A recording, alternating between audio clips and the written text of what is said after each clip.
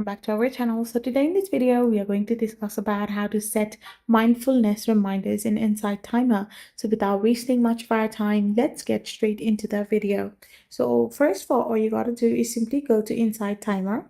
Once you're in your Insight Timer, all you can do now is simply go to the settings option. Once you are in your settings option, you can simply find the daily reminder section.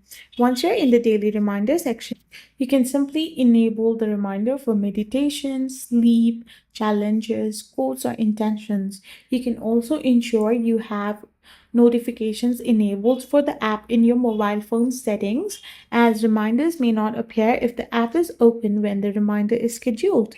So all you're gonna do is simply go and tap open your settings and choose the reminders section to set mindfulness reminders in Insight Timer.